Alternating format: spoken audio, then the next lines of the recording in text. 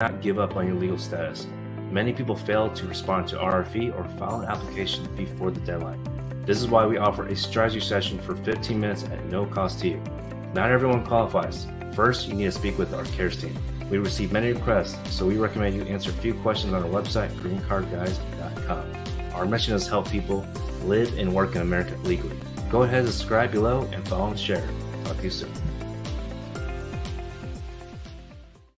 Welcome. Today's topic is, what is a faster way other than a family sponsorship? Because if y'all already filed an application based on family, you probably know, other than marriage, you probably know it's taken a hell of a long time.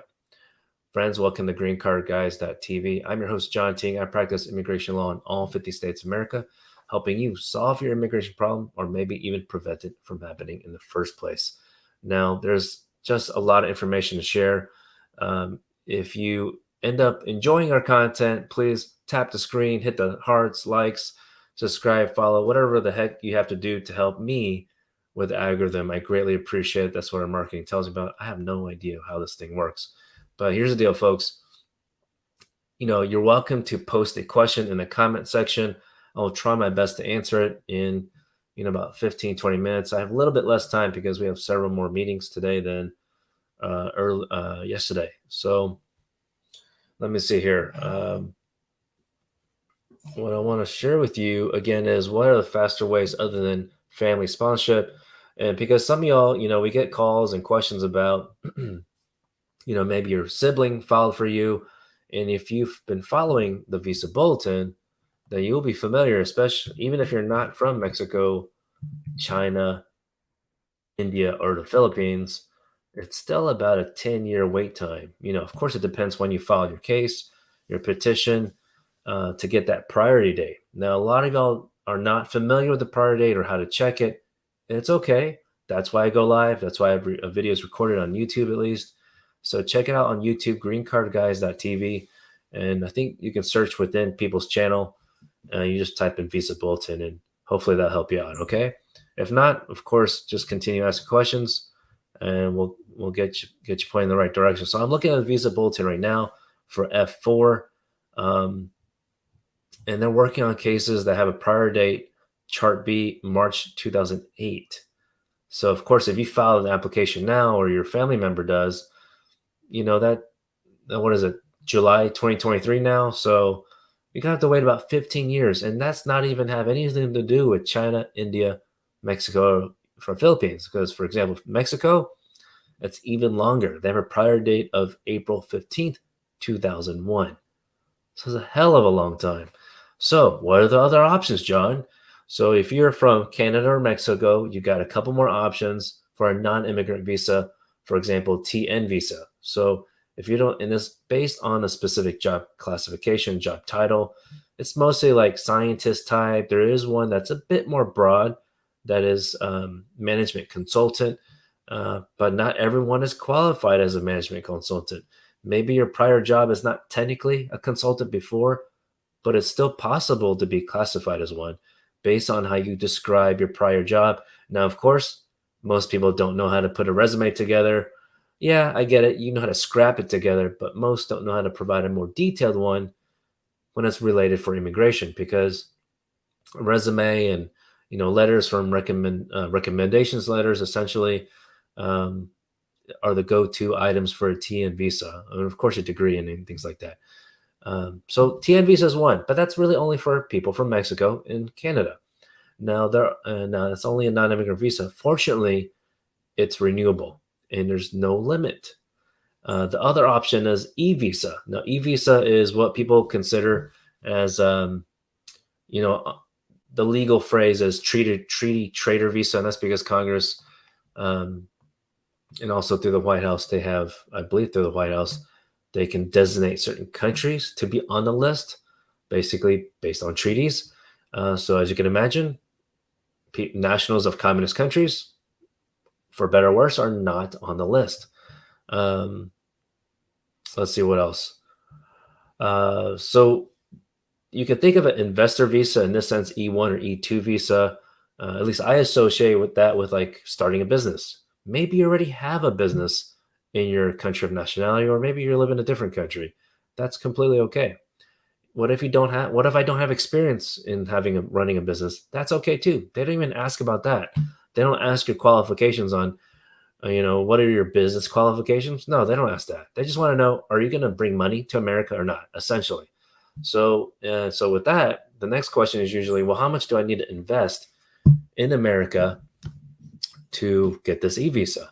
Now, of course, I'm a lawyer. Most lawyers don't usually give a direct answer. We try our best. I'm trying my best, but it depends. Okay, it depends, and it depends mostly on the type of business. So if you're coming in and saying you want to start a restaurant, a lot of restaurant owners can tell you it's hella expensive. You got your lease, or if you bought the property, which typically most restaurant owners don't buy the property, and it's because the restaurant business are not as stable or not as sustainable as many other businesses. So if you're a restaurant owner or you're thinking about it, I really wish you the best. But I've always heard from my restaurant business clients and friends that it's low margin. So if I were you, if I had to suggest, I'm not going to tell you what to do, but if I were to suggest a type of business, try to find one that does not require as many employees, because I've also heard from restaurant owner friends and clients that it's hard to find people to work. Um, Something about the pandemic switched something in most people's mindset, which I get it. But most people don't want to work at all in general. So just try to find a business concept does not require that many employees. Um, I mean, I really hope that companies in general are able to hire people, right? More people. But at the end of the day, it's just the truth in the job market in America. Just, a lot of business. I'm in part of business groups with my peers, and whether it's in the legal industry and non-legal industry. So I get pretty good, um, raw data in that sense, like their current situation, and it's been difficult for them to hire folks. So, which is interesting. I just posted a job about a couple months ago for an associate attorney position, and I had over 200 people apply. It's a good problem to have, but it even included people who already have their own law firm, which is kind of surprising. But some lawyers had to start their own law firm during the pandemic, so I totally get it. But yeah, a lot more people want remote workplace. So, and we do definitely allow that. Anyways, back to the topic of the day. What is faster than family sponsorship? Okay. So folks, by the way, if you are new to the channel, regardless which social media platform, we greatly appreciate it if you can give it a follow. Okay. Tap the screen for the likes. If you know anyone that has an immigration question or considering to apply, or maybe you're like, well, my buddy told me the story and they pretty sure, I don't know anything about immigration law, but pretty sure they got a problem. We're happy to help. We're happy to point them in the right direction. There is no obligation to hire. It fits our mission to help people live and work in America legally. And of course, if we can't fulfill that mission for that particular individual, we're not going to offer anyone a quote. Okay. We're not like other law firms, or notarios, people in the community that will help, Uncle Bob, so Aunt Sally. Just gotta be careful and bless their hearts that your uncles and aunties want to help you. But even if they practice law, you might know by now, immigration is fairly complex, more complex than, I don't know, estate planning or something. Yeah, I'm not trying to discredit any other lawyers that practice other area law, but in immigration law, as you can imagine, there's a lot more immigration lawyers on social media because we have to update y'all. There's so many changes that goes on almost every day. And just even last month in June, the Supreme Court case, it went all the way to the Supreme Court. And fortunately, it's related to immigration, but fortunately, Brett Kavanaugh, it ruled 8-1 in favor of foreign nationals, technically in favor of the White House administration, the executive branch, this whole balance of powers thing. So not technically for immigrants or foreign nationals, but more so in favor of the executive branch, which turns out to help for foreign nationals anyway. So updates like that many of our clients are waiting for, and y'all are probably waiting for. So PD, it's always been alive. It's just, it was limited, more severely, significantly limited because of that Texas versus U.S. Supreme Court case. But it's all good now. Brett Kavanaugh said, states, you chill out. You can't dictate enforcement priorities, whether it's to make it more broad or restrictive. So get out of the federal government's face in that sense. Okay, other options. So I just talked about the e-visa, investor visa, which again I associate with that as like a business startup visa. You don't have to have experience as a business owner. Now, granted, you may want to watch some other YouTube videos on how to do that, because managing employees is an art. Okay, it's not even about the service or product. It's about managing your team. For us, my theme this year is wellness and health. Basically, it's all the same in that sense: mental health and physical health for the team. Because essentially, for my mind, it trickles down in the sense that if I overwork the team, then it's just not good for clients, right?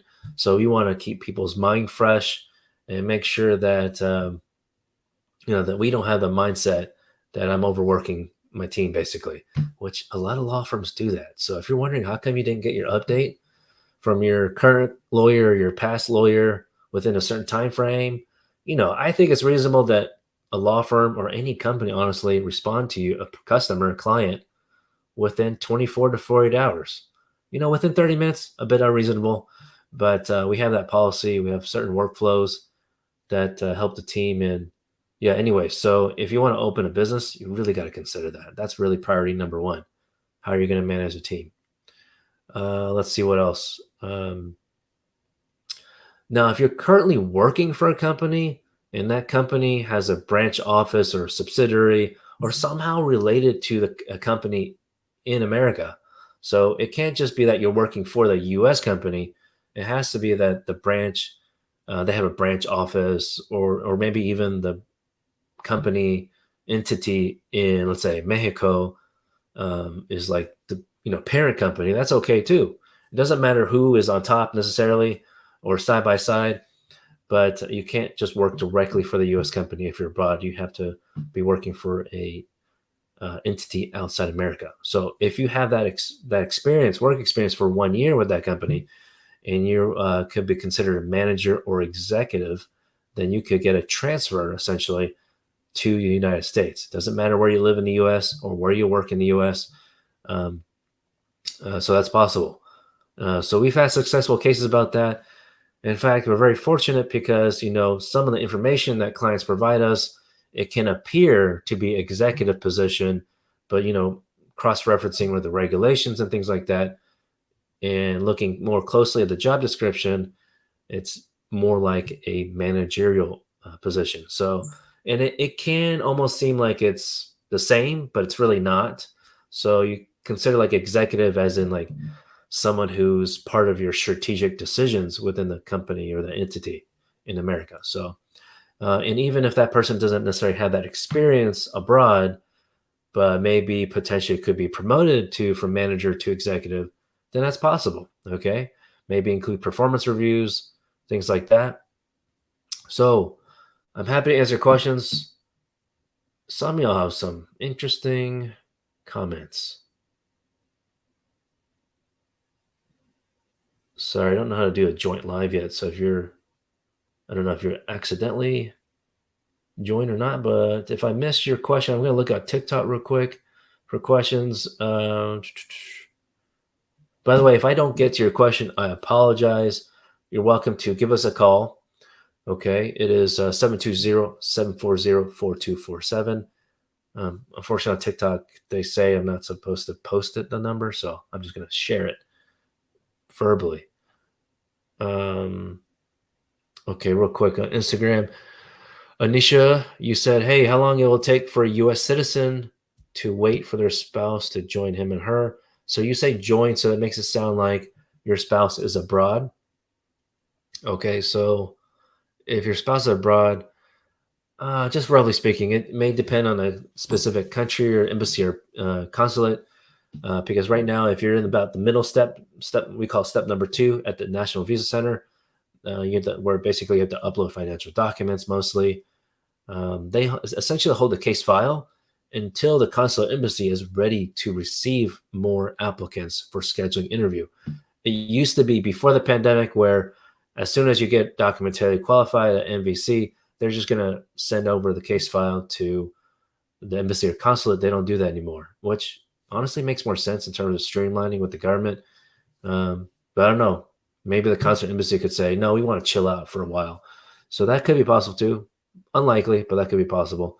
So that is why we file lawsuits. So Anisha, need a bit more information if you want a little bit more accurate answer, but my generic lawyer type answer is it depends. All right. When did you file your case? But in general, and where is it located? But generally, like 6 to 10 months on a petition step one. And National Visa Center, you get the welcome email. Usually on average within 1 or 2 weeks after a petition approved, and let's say you have all the documents ready to go. Some people don't have those documents ready, which for us, our team, we're being more proactive in asking for the documents related to the National Visa Center, step number 2, during the processing of step number 1. But you have to keep in mind, some of those documents could be outdated by the time the petition is approved. For example, maybe needing more recent pay stubs, things like that. So some clients might think that's annoying, but for us, we're just thinking we're being proactive because you never know when the petition could be approved and then it might not cycle over to the next tax year. So for us, it just makes sense to be more proactive. Why not? So sorry for that generic answer, Nisha, but you're welcome to call in or give us a call. We could learn more about your case. I kind of look like a teacher. Well, I guess so. I mean, I always thought about being a professor for law school, but I just don't have the time. And honestly, I don't think they pay as much. But I'm always considered being an adjunct professor. But I love sharing how to do things. I do like to mentor other attorneys as well, and just people considering to be an attorney. It's better to maybe get an internship with a law firm at least, to get an idea. Okay. Because you don't want to go to law school and then come to find out you go work for a law firm and then you're like, this is bullshit. Like, this sucks. I'm going to tell you right now, it sucks. But that's why we have a mission statement. It helps us, honestly, some clients do complain, but then it allows us to improve our process. It's not just me coming up with these great ideas to be more customer service proactiveness, essentially. Sometimes it derives from the push comes from clients, just to be honest, because some people don't mention anything, and we're proactive to say, well, these are the benefits of our law firm: access to attorney. For example, Tuesdays, Thursdays, you can self-schedule appointment. You don't even have to email in or call in saying when we're available for a meeting. It's all right there. You can go to our website, or also a link below our email signature. Okay, but aside from that, Aris, you asked, what's the current estimated wait time for NVC scheduled interview? Which country? I think you mentioned the other day Mexico, possibly. And I think I have a weird memory. I think you mentioned something about waiver, possibly. So the timing that I would say right now would be skewed. But let's say your waiver is approved and you've notified National Visa Center, okay, and you've uploaded all the documents you needed to. If you haven't uploaded those documents, I would just go ahead and upload it, because by now, for you to have filed your waiver, you need to have that case number, because you got to pay those fees before you file the waiver. So it's $445 total for 2 different type of fees. So I would just go ahead and upload that and hopefully get documentary qualified. But technically, you're supposed to let USCIS or the State Department NVC know that you have a waiver on file, which is probably a better idea. Some people probably want to time it right. Like, oh, I don't want to tell, NVC that I have a waiver pending, but unfortunately, so you could time it right. But unfortunately, waivers are taking, I just checked yesterday, 40 months. Okay. It says 40 months. And some people say, well, hell, John, do I need to literally wait that amount of time on the processing time schedule? Hell no, you don't got to wait. Okay. If it says 3 months, you don't have to wait 3 months. But of course, we have a chart. I'm sure other lawyers that have mandamus cases have their own chart that's probably similar. And it's not like you can find this online. It's just based on experience, based on speaking with other colleagues, because we don't want to file your case a mandamus lawsuit too early. Now, because of course, if you said, a petition for someone who's abroad and you just filed it last month, and some people may ask, well, can I file a lawsuit? No, that's too early. Okay. That's not unreasonable yet. Definitely 40 months is unreasonable. Before the pandemic, it would be our case average processing for waivers would be 8 months. So I totally feel bad for clients that we had right before the pandemic and filed the waiver, and it's still pending, to be honest. Some got approved in the meantime, but some are still pending. So you have to be considerate of considering if you want to file a lawsuit. And my belief is that our experience, if you've been waiting at least 12 months for a waiver, it's ready for a lawsuit. So I know it's crazy. Some people ask, well, if I file a lawsuit and let's say it's too early, or the U.S. attorney for any odd reason says it's too early, it's not considered unreasonable. USCIS got back to me and said, oh, it's not unreasonable yet. Essentially, what happens? Are they going to deny my case or application because of that, because of the lawsuit? No, they're not supposed to. Okay. It has nothing to do about that. If your case or application is denied, it's not because of the lawsuit. It's just stuck. It's in a swamp. It's in a black hole, unfortunately, because there's so many applicants.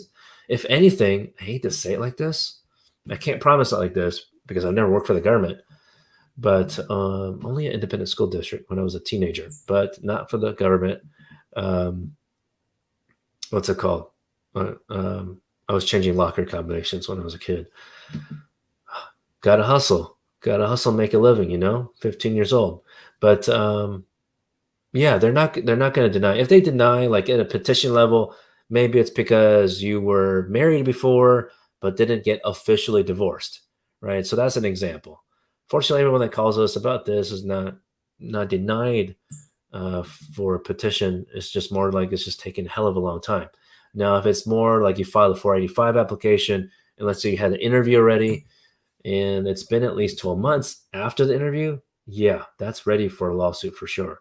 In fact, every single time when it's like this, is every single time?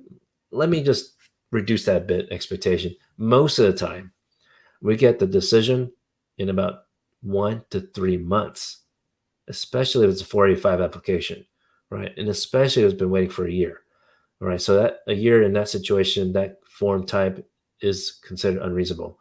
There's nothing in law school that teaches this. This is all based on experience. As you could probably imagine now, we are a real law firm. We have an office in Houston, Texas. You can Google us. You will see that we have combined with a Dallas and Houston location. Primary is Houston. Then it's 300 reviews. Okay, more than 300 reviews. And also this other website called avo.com. So yeah, anyways, by the way, Dallas location, another one of my friends, colleagues shares an office with me, but primary office is in Houston. Okay. So please don't just show up to the Dallas office randomly, because my buddy will be like, what do you want? So let's see here. You can tell I'm Chinese. Well, technically my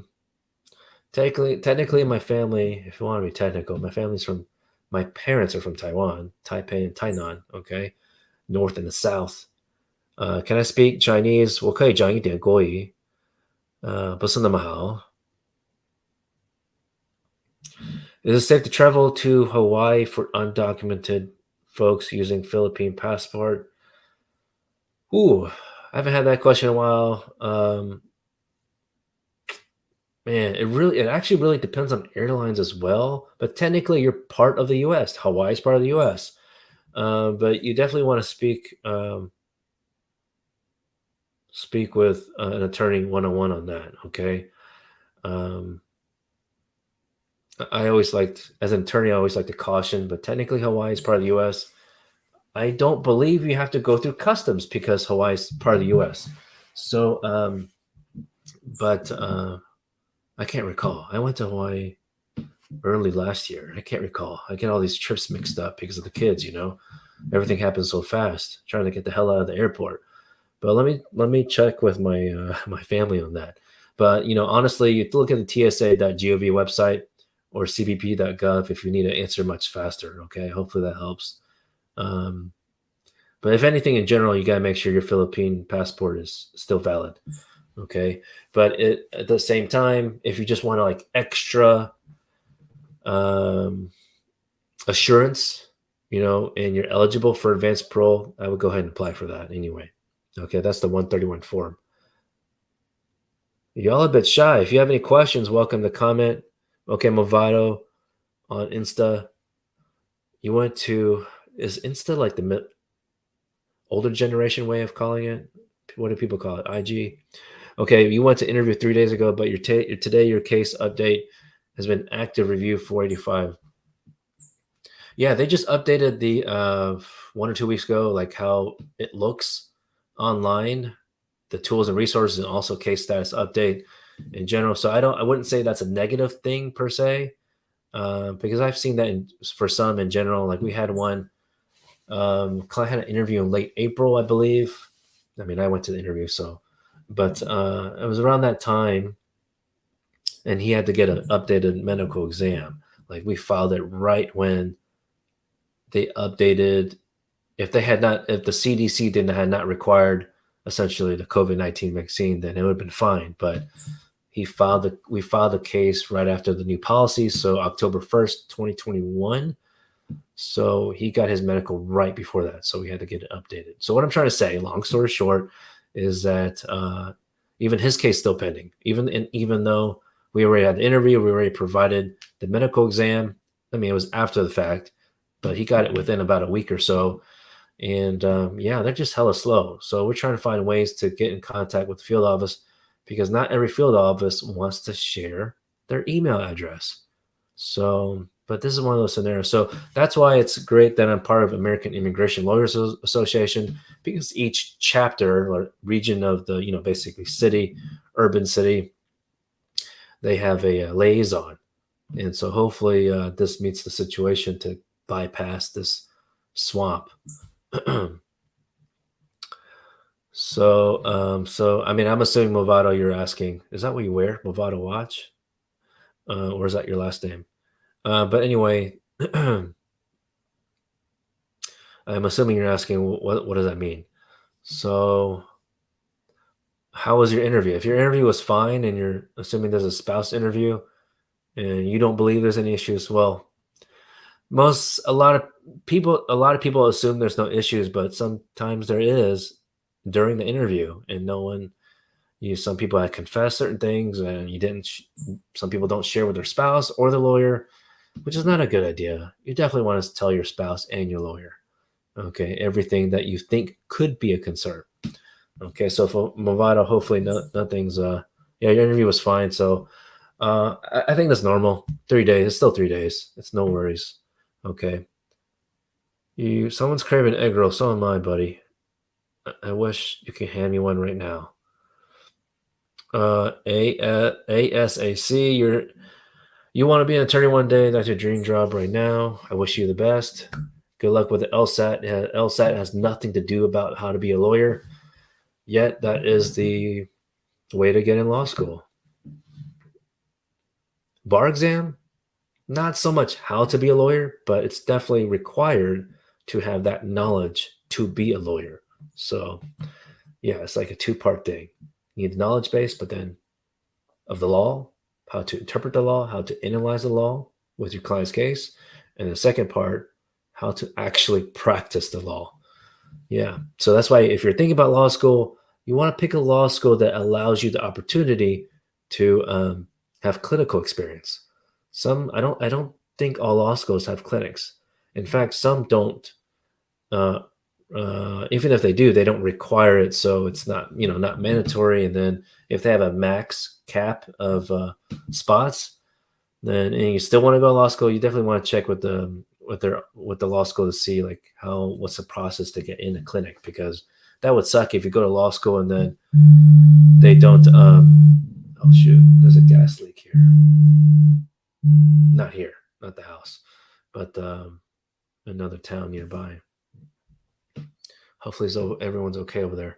Okay, y'all, I gotta jump to another meeting. I'm sorry if I didn't answer your question. Let's see.